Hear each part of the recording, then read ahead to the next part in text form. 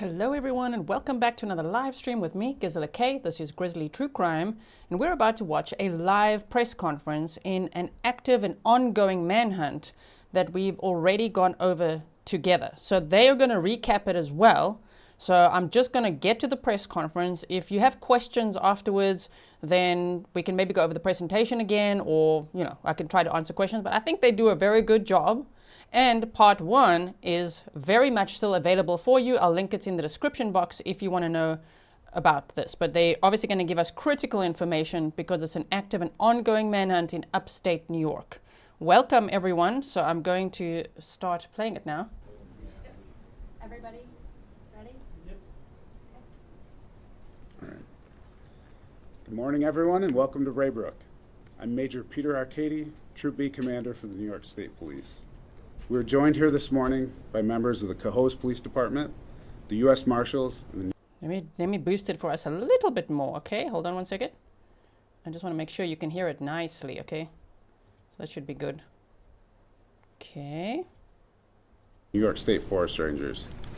This is a fluid, multi-agency investigation consisting of members of the U.S. Marshals Task Force, New York State Forest Rangers, U.S. Customs and Border Protection, Saranac Lake, Lake Placid, Plattsburgh City, and the Ticonderoga Police Departments, the Clinton and Essex County Sheriff's Departments, the Franklin County District Attorney's Office, the Northern Regional Response Team, along with several other agencies who are assisting the Cohoes Police Department and the New York State Police with this ongoing investigation. I would like to discuss our efforts regarding the search for our suspect, 53-year-old Anthony G. Bechand of Cohoes, New York, who fled the scene of a homicide that occurred on Saturday, September 13th, 2025, at approximately 8:30 a.m. During the morning of Sunday, September 14th, 2025, the Cohoes Police Department received a call regarding a deceased female located inside a residence on Earl Ling Court. The Cohoes Police Department arrived on scene and located 41-year-old Amanda Rodriguez of Cohoes, New York, deceased. Our sincerest condolences go out to Amanda's family. An investigation determined that Anthony G. Bechand, age 53, fled the scene, and on September 14th, 2025, at approximately 5:30 p.m., a white 2024 Chevrolet Silverado, known to be operated by and belong to Anthony Bechand, was located on County Route 60 at the intersection with State Route 86 in the town of Brighton in Franklin County. Mr. Bechand is described as a white male, approximately 5 feet 11 inches tall, hazel eyes, grayish-brown hair, weighing between 180 and 210 pounds. He is believed to have fled the area where his truck was located in an unknown direction with an unknown clothing description. There was indication from a search of the vehicle that Mr. Bechand likely had an injury to his left side. However, the severity of this injury is unknown. Search efforts have commenced from the location of his truck throughout the surrounding areas. Law enforcement agencies are conducting organized searches over a several-mile radius from the hamlet of Gabriel's. The heaviest concentration of our search efforts have been the mile-and-a-half area north towards Malone and south towards Lake Clear.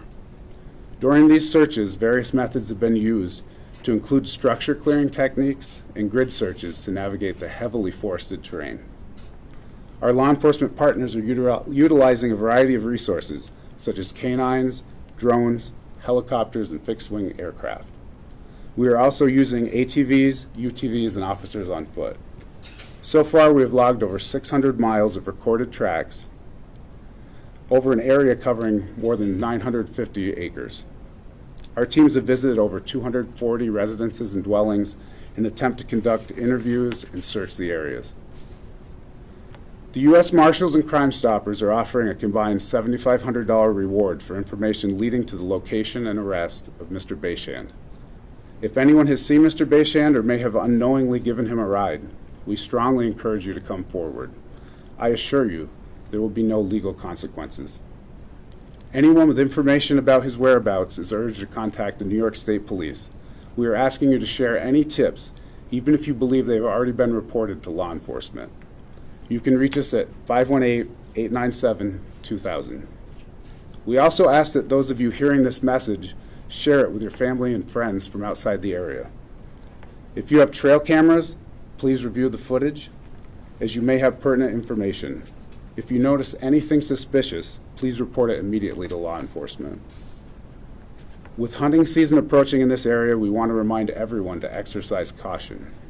Please be aware of your surroundings and what you're shooting at, as there may be law enforcement present in the wooded areas. For those of you that will be present in the woods or traveling to your camps, be cognizant in those areas. If you notice campfires, campsites, strange odors, or anything unusual, please reach out to us. In closing, I want to express our deep sorrow for the loss of Amanda Rodriguez. Our goal is to bring her family justice and to locate Anthony Bechand. Our number again for tips is 518-897-2000. Thank you for your attention. At this time, members of our investigative team will be available to take questions. Is there evidence suggesting that he may have committed suicide? There's nothing we have at this point in time to lead us to that conclusion. Have family or close contacts been cooperative with the investigation so far? Is any information gleaned from talking to them? All family and friends have been cooperative. Have there been any evidence at all? We would like to make a request that reporters have microphones right at all these press conferences. My goodness. Welcome, everyone. Thank you so much for being here. We need to collectively get the word out on this manhunt that has very little coverage, and yet they believe that this man, Anthony Bechand, 53 years old, might be armed and dangerous. He could be in the woods right now, is probably where he is. And they're looking for him using helicopters, drones, canines, ATVs, everything they just said. And he is a person they'd like to speak to, so a person of interest. I thought today they might actually say they're going to file murder charges. They haven't said that yet, but he's a person of interest in the murder of his girlfriend, Amanda Rodriguez. She was found deceased in her home by a friend. And this boyfriend, Anthony Bechand, a landscaper, he fled the scene. And then he ran out of gas and abandoned his truck. And it's like 50 to 70 miles south of the Canadian border. So that's why, Border Patrol is involved in all of that as well, because they're trying to make sure that they can find him. I mean, I'm sure he would try to get across the border if he could as well. Who knows where he is right now? But it's up to us to share the critical information. So as soon as they're done with the Q&A, we could do a quick little recap so we're all on the same page. And so you could please like, not because you like the topic, because you want to get the word out. You want to help to get the word out. Share as well. Leave a comment below afterwards. Engaging with this video really, really helps. Maybe watch it again so that others can also get it in their orbit and then hopefully share it as well. Because you just don't know. They're looking for ring cam footage, dash cam footage. They're looking for the public to assist them. And then, yeah, the Grizzlies do well with that because we're proactive. So it's nice to be able to, as a community, share as much as possible, especially if locals don't yet know about it. They also need to stay safe, and they also need to keep their eyes peeled, right? If they see something, to say something. That he was here other than his truck? Like any other signs of his presence other than the truck? No. Do we believe he may have crossed the border to Canada? It's one of those, we don't have any reason to believe, we don't have any leads leading us in that direction at this time. So until leads or information point us otherwise, we're still concentrating here in this area. Not that we're not searching or exploring those avenues. Was his truck out of gas when it was found? Yes, it was. Are there any concerns that he might be in St. Lawrence County or maybe that way? Same to like the Canadian question. We don't have any information that leads us out that way, but we are still exploring those options and if we get tips for that area, we're following up on those. What about his cell phone records or credit card activity? Anything on that? So we don't have any recent cell phone or financial history with him. You said there's evidence he fled. What is that evidence? Fled from Cohoes to up here. Is that what you're referring to? Yeah, like fled from the scene. What evidence was there that he was there at the time of the murder? I could tell you that through the investigation conducted down there, and interviews with some of the neighbors, they saw his truck there, and then they saw his truck leave shortly after the time frame that we were able to determine was the time of the incident. What led investigators to believe that he sustained an injury in leaving his truck or at that scene? There was forensic biological evidence in the truck. Is there any previous criminal record? For Mr. Bechand, no, that was previously stated, he has no prior criminal history. Why is the search just being focused a 1.5 mile radius from the truck? The search area is a lot larger than that. For that concentration, it was a grid search to look for any signs of direction that he may have went or where he may have been. Does he have any known ties to the area? Any family, friends, anybody? Did he go hunting up in hunting cabins or anything like that? That would be jumping. We don't have any information that he had any ties to this area other than the victim. I know it's Shame. There's such a sad, heavy energy, right, in this room. Like, we need to, like, let's get the energy. I know it's about a murder. I'm just saying, like, yeah, I'm not blaming them. I'm saying us. Like, let's show them that they've got our support. Let's share the flyers, and all the information possible. Hopefully they can find this guy. Because they also said previously, there were previous reports that, yes, neighbors saw his truck at the house. He stayed with his girlfriend, the victim in this case, and then they saw the truck leave. But there's also a ring cam that I believe they have. They just can't say too much because of the investigation, but I think they previously, either in a report, an article, somewhere they mentioned ring cam footage. But either way, in the neighborhood, ring cam footage would be good to have as well. We can have a look after this. densely forested area. So can you describe some of the challenges in searching these forests? For anybody that's been up in this area, I mean, the woods up here, especially in the Adirondacks, not only do we have, significant elevation, but the terrain, the forest is very, very densely populated. In some areas, when we're doing grid searches, we can only be 3 to 5 feet apart from each other. Should Anthony be considered armed and dangerous? I would say that, yes. I mean, we don't have anything to say that he's armed, but we always have to use that caution, and especially up here in the North Country. Do the reporters also need to watch part 1? It sounds like it. There's a lot of repeat questions here. Shame. I know there's not much to go on, but okay. But, I would say yes. Did he have a past criminal record by any? No, there was no prior criminal history. So would this matter be considered a threat to the public? I believe that there is a threat to the public, right? You have somebody who we think is responsible for committing a homicide who's now desperate and on the run. So yes, for those reasons, we think that there is concern for the public. What's the advice to folks who live in this area right now?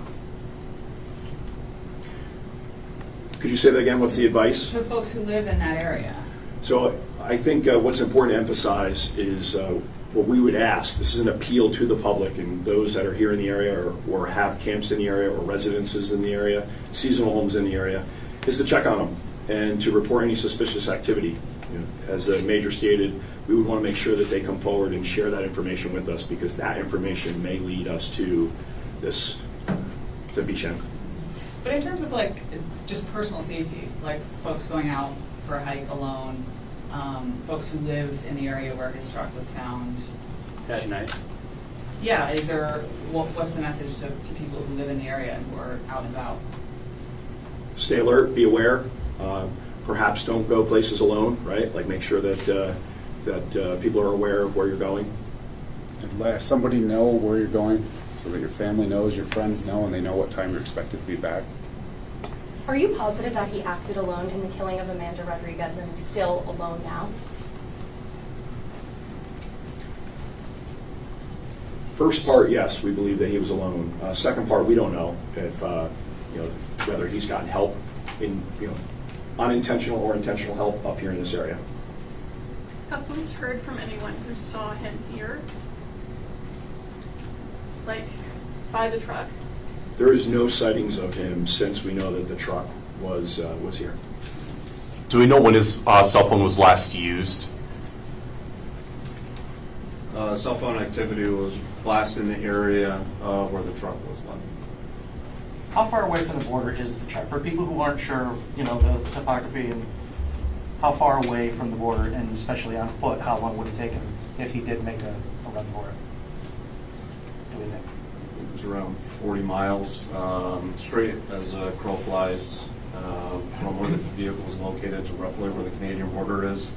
You're talking on foot. There's a lot of variables with that one. That was really kind of a difficult question to answer. Oh man, the quality as well. I will show you a map afterwards, okay? So more than likely, it would take him a while to get Yeah, to it would take definitely some time. So with the cell phone last being seen at the truck, were state police able to, or investigators able to access it when information was looking for, and was anything from that? The physical device was not there. Have you worked with Canadian law enforcement? Have you had conversations with them about the situation? What have they said? We've made notification to the Canadian counterparts, that they're aware of the situation. But again, we don't have anything directly to information to provide to them to get them to search in a certain area, but they are aware of the situation. We have a good working relationship with the Canadian authorities. So. Has the murder weapon been found? I wouldn't want to comment on some of the specifics. We can't get into those because of the potential of a pending prosecution. We just can't get into some of the details of the evidence that we have. Could it be possible that someone drove in a different car separately with him up here? Or is there evidence to rule that out? We believe the most likely scenario is that he came up here alone. Was Camp Gabriel searched? The So- former state prison? Several times. Have you spoken to family and friends of Anthony? If so, what have they said about his characteristics? Was he a violent person? I don't have any information on the interviews that were conducted. Yeah, as far as the information regarding the family interviews and stuff like that, there was, as far as that information, we were asking more about like what he is like up here, and as far as his past history, there was no indication that he'd be violent up here, but also giving it why we're looking for him, we obviously can't rule that out either. I think this question's already been asked too, but did he have any sort of connections to the North Country up here or anything like that? The only connection he had to the North Country was the victim's family. What led to Rodriguez's mother calling police with concern? She hadn't talked to her daughter, and I think that was unusual to go 24 hours without speaking, so she asked a friend to go and check the residence. How frustrating is this investigation? Who are you asking? Any one of you.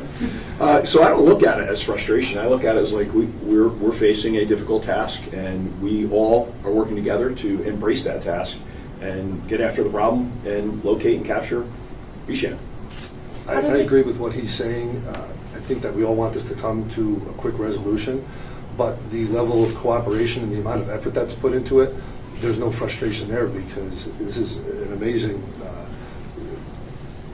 example of teamwork and the tremendous effort being conducted between the state police and the forest rangers and the marshals and all the law enforcement partners the Major previously mentioned. In that regard, I've never seen anything that's worked as well as this has, but there is obviously that underlying frustration of not having found him yet. How does it compare to other searches, especially if you take out the fact that it's a rural wooded, thickly wooded area? How do you compare this search to other ones you've been involved in? So the one thing that is a little different, right, is that we are in this rugged environment in the Adirondacks, right? So I know you just mentioned that, but that makes this search unique. We also have a scenario where the last proof of life has been over a week now, right, approaching 2 weeks. So that can occur with other searches by comparison, but sometimes, we're just waiting for that breadcrumb of evidence or information that's going to help lead us to capturing him. How long will the search be active? It's really not we don't have like a deadline set or some sort of next triggering event that's going to conclude this massive search effort. We have not even discussed it. And so right now our posture is we're all in. This team up here and our law enforcement professionals and partners around the region are all in on this. And our aim is to locate and capture him. When you say all in, can you detail exactly or approximately how many law enforcement personnel have been involved in the search? My estimations would be probably over 100, maybe even approaching 200 in terms of law enforcement professionals. On any given day, you have between 30 and 50 in the last week. Is that a fair estimate? With it hunting season, and you're going to have more boots on the ground, basically passively searching, how much do you think that would help as far as covering the terrain? Because obviously there's going to be a lot of people that are going to be looking not only for game, but also him as well. Yes, that's a great question, and that ties into that appeal to the public. We really, your eyes and ears are extremely important, and anything out of the ordinary, anything that you think might be suspicious or might be connected to Bechand, we definitely want to hear from hunters or homeowners in the region. We want to hear from them. Are there any changes to that 30 to 50 people per day going forward if nothing happens, or is that going to continue, at least for the time being? So that's a great question. As I stated, we really don't have an end date in mind right now. But sure, at some point in time, if we continue and there is zero signs or evidence to suggest that he's still in the area, then of course we'll have to reevaluate the resources that are committed to it. But that's not being done at this time? No, we are focused on the task ahead and are fully committed to this. I'm wondering, are there any law enforcement that are out there searching for him right now that have also searched for the two prison escapees at Dannemora as well? Is there any sort of overlap there? Are there any sort of characteristics or similarities that law enforcement is seeing in terms of how to tackle this approach, how to find him? So you do have, standing before you, you do have veterans of the Dannemora escape here. Many of us were involved in that back in June of 2015. And we are borrowing from that playbook, right, in terms of what efforts were made then that could help in future searches. What information is there to believe that he is still alive and not deceased? We don't have anything conclusive to suggest that he's alive or deceased. However, we are, as you explore different possible theories or outcomes that could have happened here, right? Because of the amount of effort in the search in this area, we believe that it's less likely that he's deceased and more likely that he is alive and still here in the area. And were there any drug? Just a quick pause there. I hope that they're handing out flyers in the area as well, especially if it's a hunting area and hunting season will start and all of that. I hope that there's lots and lots of flyers. So I don't know if they aren't. Maybe if one of the Grizzlies is there and can print out lots of flyers to put out there. They've got flyers available of him, right? Of what they're looking for. The number to call, what he looks like, all of that. Okay, maybe that could be handed out locally. I don't know, because it's just coming across a little bit like, I feel like their searches are probably good and their grid searches and everything they're using. But I just hope the communication, that's what I'm trying to say, the communication even between them all is interesting. Like maybe make sure that this is why the press conference is happening, to make sure the public knows. But yeah, I think we really need to share this one and share again and share tomorrow. So you've got homework, okay? Today is Thursday, the 25th of September of 2025. Please share it every day until Sunday at least, or every day. Just share it every day if you can, because yeah, I think the locals need to know about this. I mean, it is also dangerous to just, be aware that there's a manhunt for a guy who's suspected of killing his girlfriend, stabbing her multiple times, on the run, abandoned his vehicle. So maybe he's just hiding out there somewhere in the woods or whatever, but we don't know. And we don't know if he's armed, dangerous, if he knows anyone there, if anyone picked him up, we don't know at this point. But the more information, the better, the more eyes. They said, more eyes, more ears, better. Check your ring cam, dash cams, any footage you have. Be very aware of your surroundings.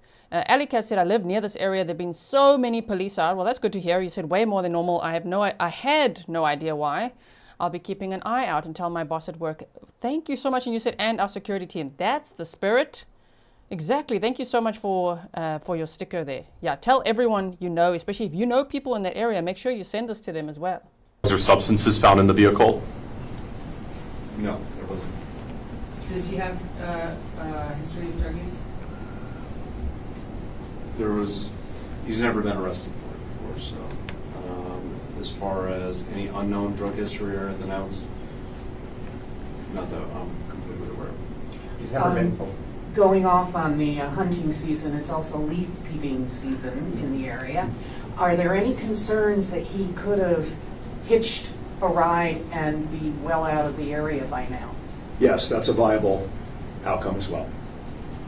In terms of the injury sustained at the truck, do investigators think it would have anything to limit his mobility drastically, or would he still be able to cover ground as if?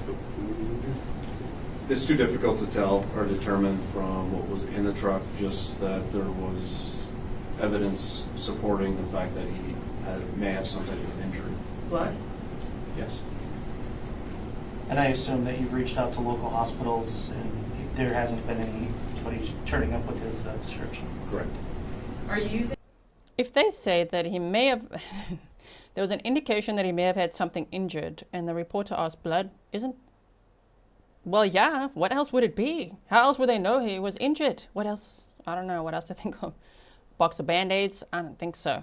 They probably tested that, and it was then, they're not saying that, but it would probably be his blood then, because they're suspecting that he had an injury to his left side. So that's important to know as well.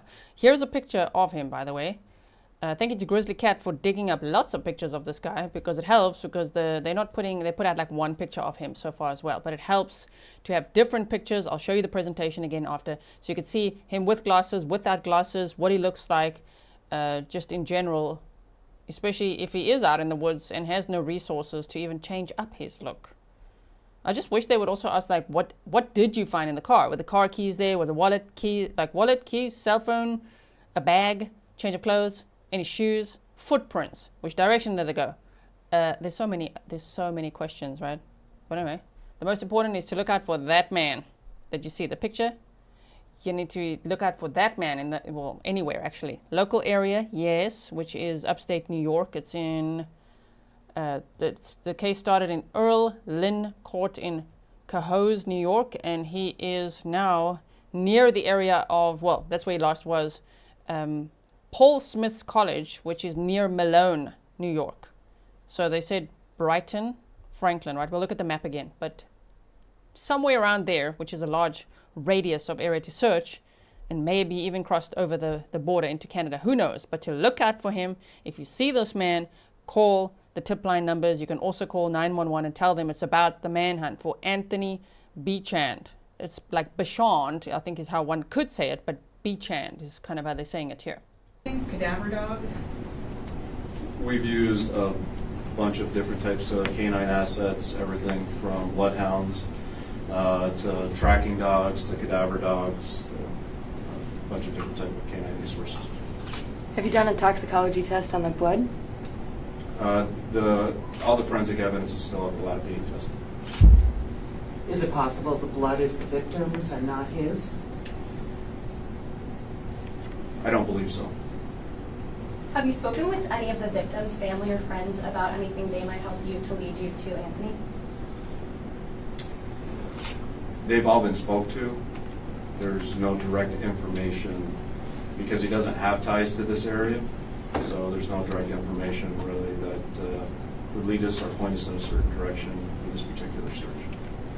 Someone speak to the relationship between the victim and the suspect, how long they've been in a relationship for, or know each other, or how serious it was? I don't know the exact length of time. I know that she had resided in that house in Cohoes for... I think it was about 7 years, but we'll look at our presentation again. I would recommend the reporters just watch part one, and you guys as well, but we'll go over the presentation again so we all caught up.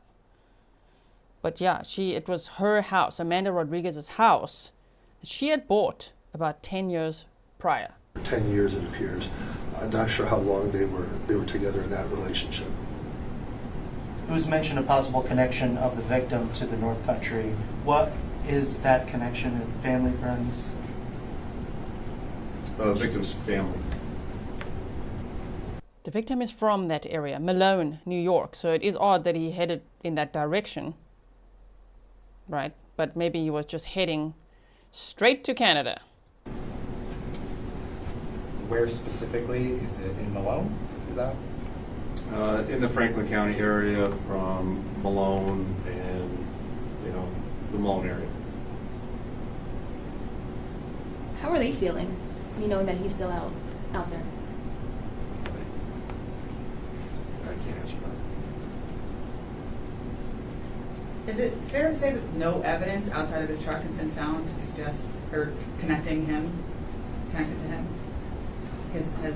Nothing has been found, right? Correct.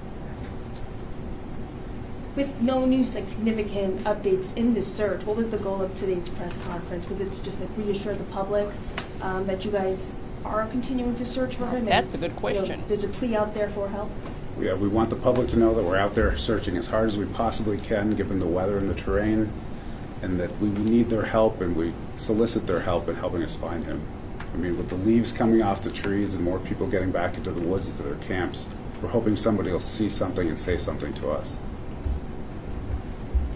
Is it possible to get the names and titles of the other 3 guys who've been talking? Yes. Can you, just say them? Yeah. And spell them? And spell. Yeah. Sure. So my name is Stu Smith, S-T-U, last name Smith, and I'm the Assistant Chief Inspector with the U.S. Marshal Service. Todd Walden, Toddwaldin, and Police Chief for the City of Cohoes. Trevor Giroux, TREVER GIROUX, Senior Investigator of Major Crimes. For the state Your city police? police. State Police, yes.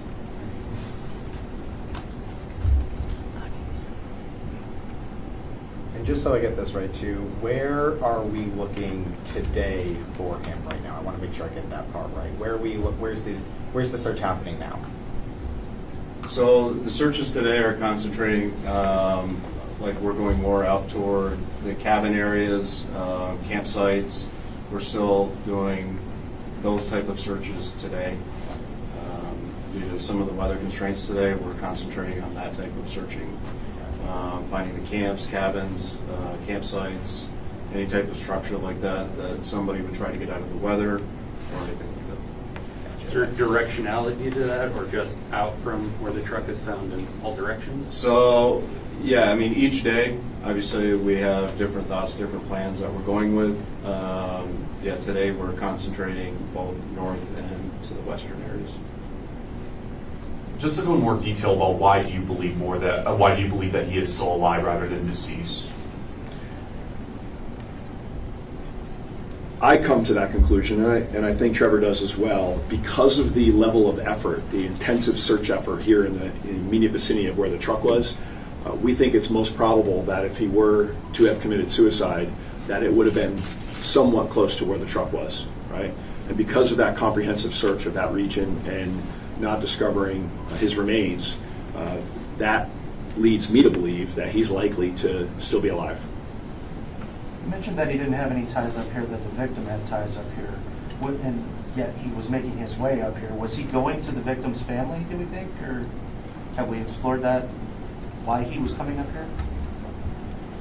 Obviously, that would be a thought, but there's nothing to lead us to that conclusion whatsoever. Would there be a heightened level of concern for the family that if he's out there, he's still trying to theoretically make his way to them and potentially do harm? Again, we don't have anything leading us to that conclusion. We're staying in contact with the family and let her know that, the search efforts are continuing. We're constantly having our patrols, our members who are doing the searching also concentrating and touching base with them on a basis. How many tips have come in? I would say at this point in time we're over probably 200 tips Any of that them we followed up on. Any of them helpful? Not yet, not at this point in time, but we're still following up on anything. And again, kind of at any point in time, it could just be that one little tiny piece of information that kind of gets us going back in the right direction of where he's headed to. But just speaking on those tips, we are extremely appreciative that the public is reaching out and with good information. Some that closely resemble matching Bechand that we are following up on. So it's been extremely helpful that the tips are coming in, whether it's to help us confirm or deny a possible sighting of Bechand. For people who are seeing this press conference now and are wondering where's a picture of him, where's the easiest place to find a picture of him, his description, where's the easiest place to pull up that information? I think that's been released a few times from the state police, and it's available online. And then after this press conference, we can make sure that you have images of him. And we appreciate you asking that question because we want to make sure we got quality images out there of him that could. And the proper pronunciation of his last name is it Bechand? Well, that's a good question. I followed the chief's lead. I think, the major's lead. I think they pronounce it Bechand, right? Yes, sir. Yeah.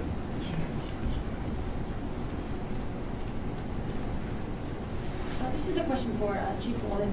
Could you describe the crime scene a little bit more? I mean, the injuries she sustained. Probably not. Just anything more from that scene.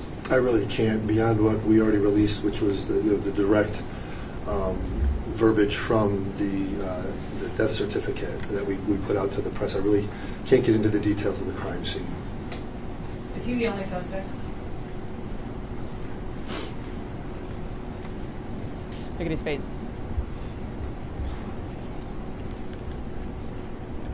The way I've phrased it before is that you explore all the avenues, obviously, and anything that gives you evidence is what you're going to follow. And when you start with close friends, family members, and relatives, and you're able to speak to all of them and rule them out, you have to make the one person who was her intimate partner and the one who resided with her and now can't be found going on 12 days, the prime suspect. But I wouldn't say from the beginning that the focus was entirely on him. You have to just look at every possible connection that there is. So is it possible that he too could be a victim and could have been brought here against his will? I think that's extremely unlikely and not part of the equation. This will be the last question. Right? Whoever decides to send it out. No pressure. Does everybody have any? Oh, sorry. Go ahead. No, you go. Go. Mine was kind of closer. Would you say that there is sufficient evidence that he committed this murder?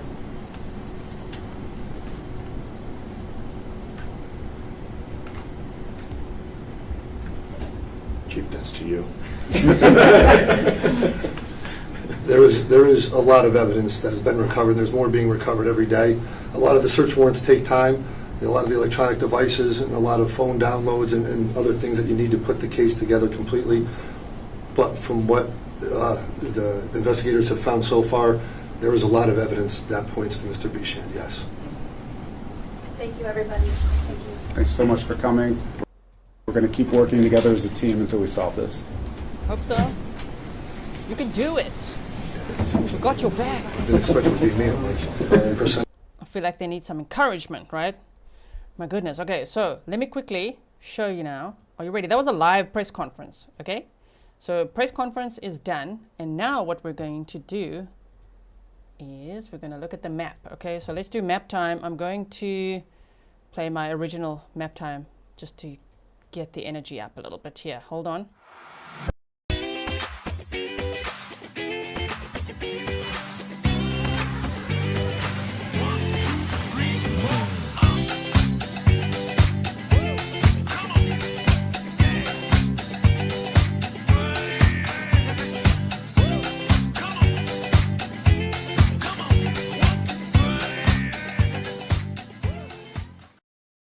Okay, and we are back, and let's bring up the map again, so because that's very important to look at as well, just so that locals can actually know where the heck this happened and what is going on. So first we're going to look at the map, then I'll give you a recap of the presentation that we did so that you know who's who they're looking for, what happened, when did it happen, what's the timeline.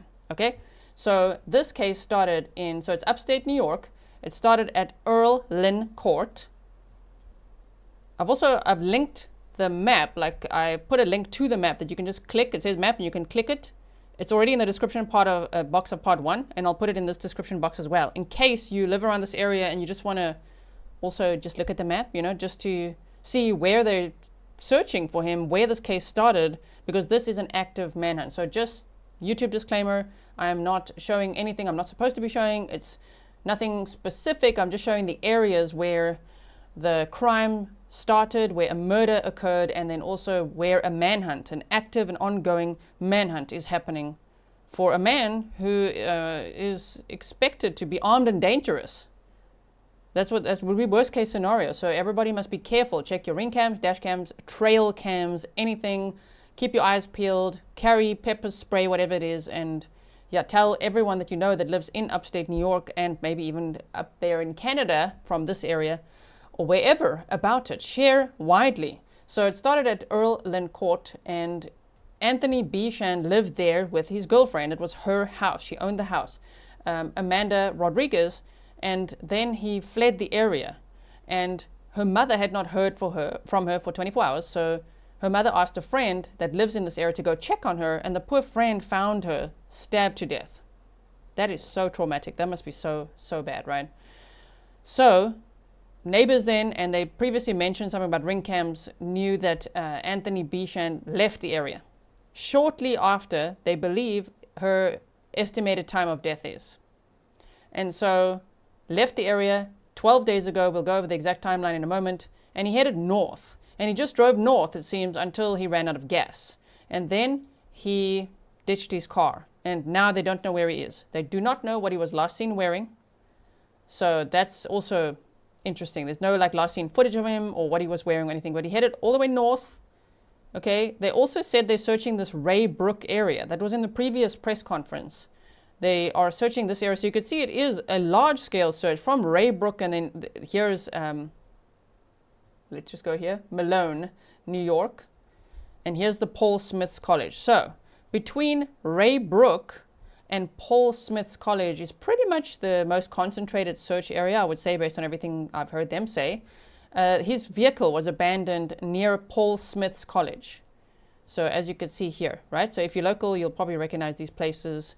This is the Lower St. Regis Lake. But you can see there's a lot of bodies of water here, Cooler Pond, Church Pond, all of these, and lots of wooded areas. Here's a marsh as well. So yeah, if you need to orientate yourself, Paul Smith's College is where they said his truck was abandoned, near there. Why? Because he ran out of gas. We don't know if the keys, they probably were. He probably just left the keys there, I would assume. But who knows what he's got with him, what he doesn't. And so Malone is actually Malone, New York, where the victim and her family are from. That's why I've just put that on the map as well. And so he's familiar with that area because, you know, he was dating Amanda Rodriguez and obviously had met her family and everything. So they're from here. And just look how close it is to the border to enter into Canada. So from where he was, they said it was about 70 miles south of the border. It's not a lot. I mean, yeah, he really could cross into the border. But then again, Border Patrol, everyone's aware of it. They're looking out for him. There's sensors all along the way. So it's probably not that easy, especially on foot, right? Okay, so that's the map. Now, let me bring this up. Nope, sorry, that is a different presentation. Listen here. I want to bring this one up. Okay, so on Sunday, September 14th of 2025 at approximately 9:15 a.m., 41-year-old Amanda Mandy Rodriguez was found dead in the home she shared with her boyfriend, 53-year-old Anthony Bechand in Cohoes, New York. An autopsy conducted by forensic pathologist Dr. Bernard Ng confirmed that she died from multiple stab wounds likely inflicted on Saturday, September 13th. There's the home with the crime scene tape, of course. She also purchased the home in 2015 and she has been living there ever since. So there's a picture of him. This is a picture of Amanda. That's a picture of him. That's who to look out for. He might have, if he has any resources whatsoever, shaved his beard by now. I don't know. Maybe, who knows what he's actually doing. Anthony Bechand, a local landscaper with no prior criminal history, was last seen at the residence at around 12:26 p.m. on September 13th. So they definitely have ring cam or something because it's a pretty specific time. Surveillance and license plate readers tracked his white 2024 Chevrolet Silverado pickup truck leaving the scene shortly after the estimated time of death. So even if someone saw this vehicle heading north in the direction I just showed you there, if it jogs your memory for that day, Sunday the 14th of September, maybe you saw something. Maybe you remember the car, the way the guy looked, what he was last seen wearing, maybe even if he had a hoodie on, a shirt, whatever tip you have, please remember to call that in, right? So Anthony Bechand, as we know, left the area at about 12:26 a.m. on Saturday. And so we have looked at this, yes, okay. His truck was discovered abandoned later that Sunday, September 14th of 2025 on County Route 60 near Route 86 in the town of Brighton, Franklin County. This is about 150 miles north in this mountainous area, Adirondacks. Did I say it right now? Adirondacks. I got like 100 emails and millions of comments. People trying to help me pronounce it, but Adirondacks, okay, near Paul Smith's College and close to the Canadian border. The vehicle showed no signs of him, prompting an immediate large-scale search. The manhunt has expanded to include the Ray Brook area and surrounding woods. So he could be running around the woods. We do not know if he has any military experience or experience outdoors, surviving, any survival training. We do not know that. For example, Travis Decker, another manhunt we've been following for 3 months.